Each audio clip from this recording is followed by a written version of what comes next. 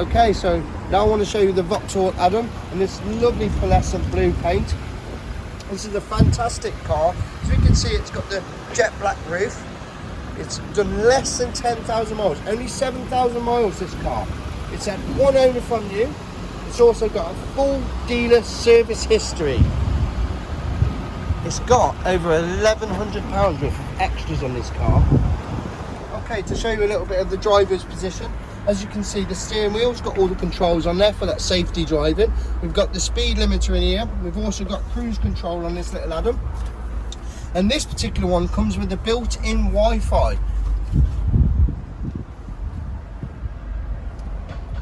This vehicle will come with the city steering to help you get around those towns nice and nimble. This also gets 52.3 miles per gallon. So lots of value for your money.